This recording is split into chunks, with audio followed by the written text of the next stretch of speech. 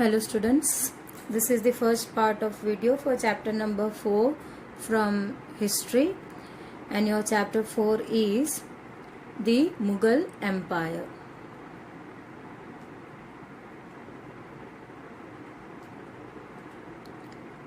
So these are the word what you have to write down in FNB. The first hard word is Mughal.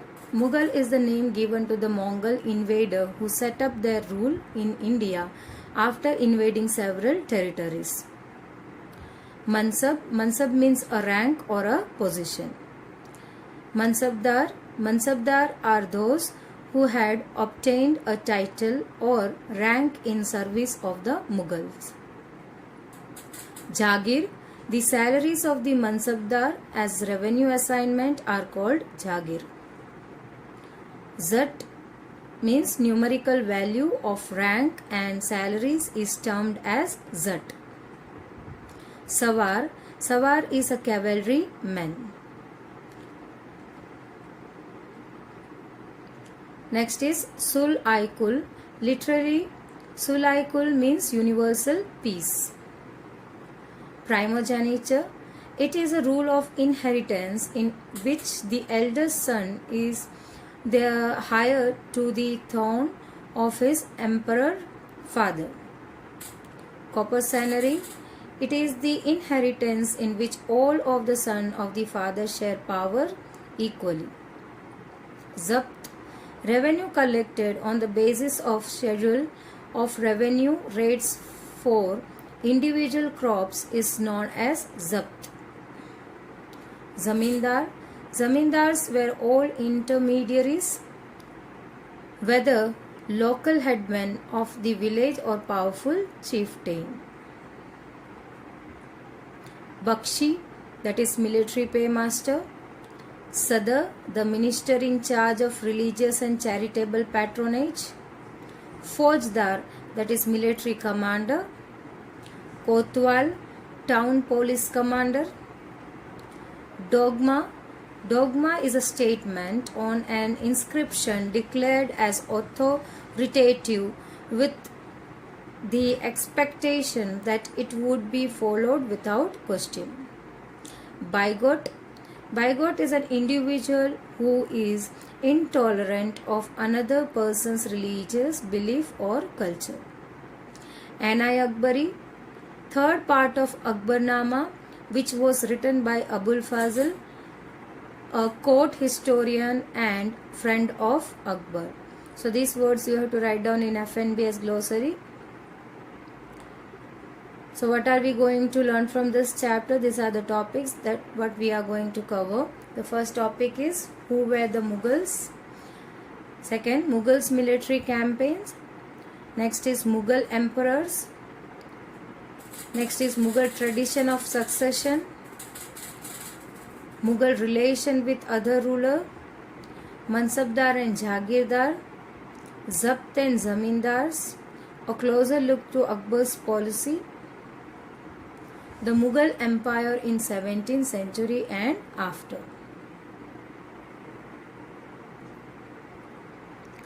So ruling a large Indian subcontinent with diversity of people and culture was a difficult task for any of the ruler because they are coming from the Islamic background as they came to India to rule. So it was very difficult because these people were having different culture. So it is difficult to just survive on to the other regions, and mainly they were non-vegetarians. Their food habits were different, their dressing habits were different, the worshipping, the god what they worship, so everything was totally different. So they are coming from the different background. So it is very much difficult for a ruler to settle down with the diversity. Now Mughals seemed to be successful but for a short period of time. They were successful but a shorter period of time. From the later half of the 16th century, they expanded their kingdom from Agra to Delhi. So until 17th century, they controlled nearly the whole subcontinent. Their administration and ideas of governance left a legacy that cannot be ignored. So their administrative system, the idea of governance, the government they have formed, that was considered as the finest one, the best one, and it cannot be ignored. It was considered as the best one. Today, the PM of India addresses the nation on Independence Day from the ramparts of the Red Fort in Delhi. So this was the residence of Mughal emperor. From here only you can understand how successful they were, what kind of ruling period they were having. We were having many this kind of monuments in India that was being built under the Mughal period. Taj Mahal, there are many buildings. So Red Fort in Delhi, that is also the residence of Mughal emperor. So our PM used to addresses on the Independence Day.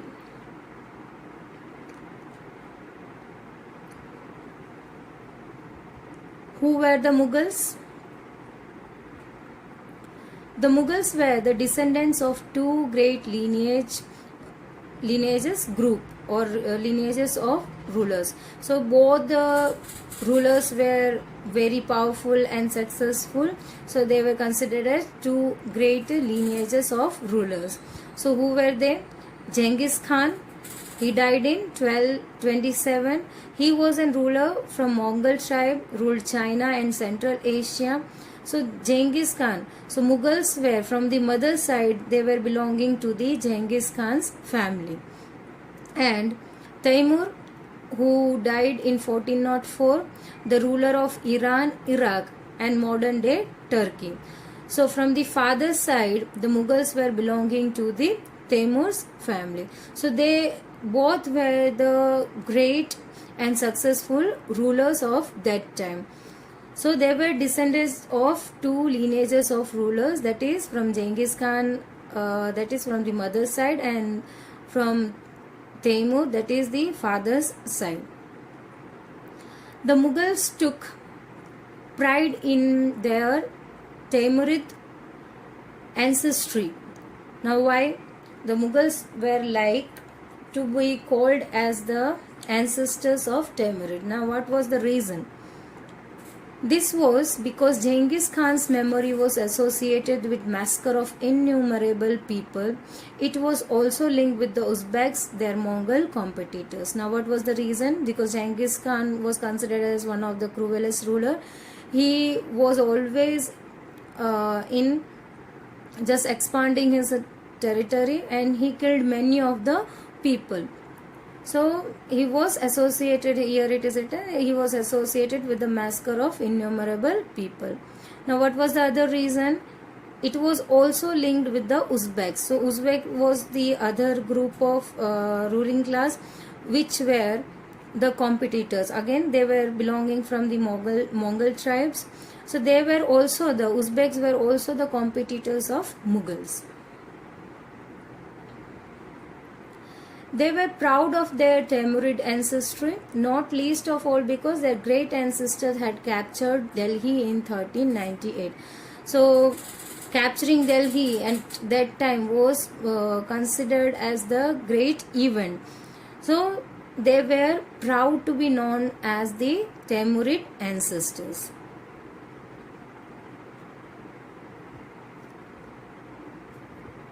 They celebrated their genealogy by pictorially, each ruler getting pictures made of Taimur and himself. So how they were enjoying this by calling them as the ancestors, means the ancestors of the Mughals were Taimurid. How they were celebrating? They were celebrating it by making a painting, the picture of each and every ruler with whom? With Taimur.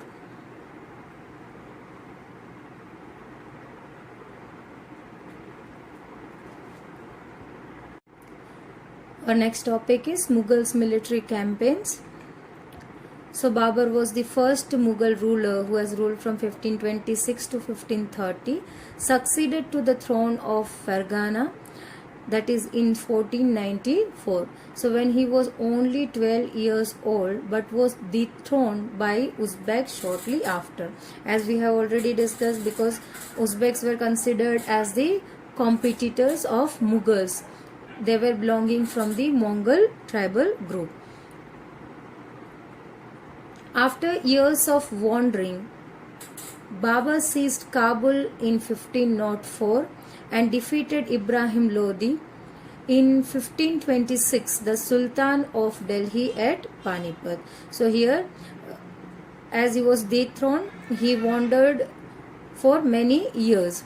Later on, Babur seized the Kabul in 1504, and there he has defeated the Ibrahim Lodi. So he was the Sultan of Delhi, and where he was being defeated at Panipat. He captured Delhi and Agra to set up the Mughal dynasty. So you can say, who has established the Mughal dynasty? So the answer would be Babur. The Afghans were an immediate threat to the Mughals. So Uzbeks were already the threat, but later on, after just establishing the Mughal authority or power, later on who become the immediate threat? The Afghan become the immediate threat. Next topic we are having is Mughal traditions of succession. There are various traditions, so we are going to understand about the Mughals traditions. So the Mughal did not follow the rule of primogeniture and believed in the copercenary inheritance. Now what do you mean by primogeniture and what do you mean by the copercenary inheritance? Rule of primogeniture meant eldest son to inherit his father's estate. So that is generally happening in Hindu cultures also, and in other cultures also. Mainly the next higher would be the elder son of the family. So after father, the eldest son would get the throne. So this is the way of inheritance. So this kind of system or this kind of tradition of succession is known as primogeniture. Copercenary inheritance meant divisions of inheritance amongst all sons. Now what do you mean by copercenary? What kind of inheritance is this?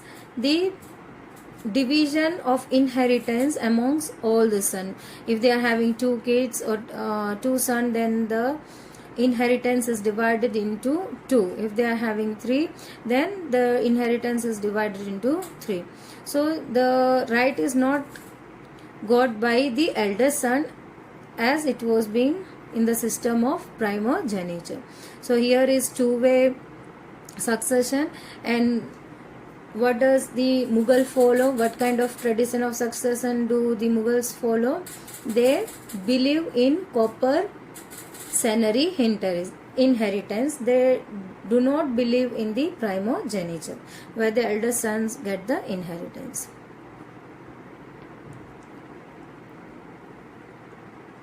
Mughal emperors.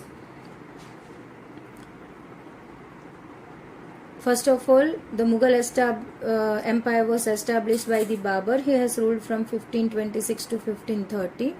Then came the Humayun. He has ruled from 1530 to 1540. Then from 1555 to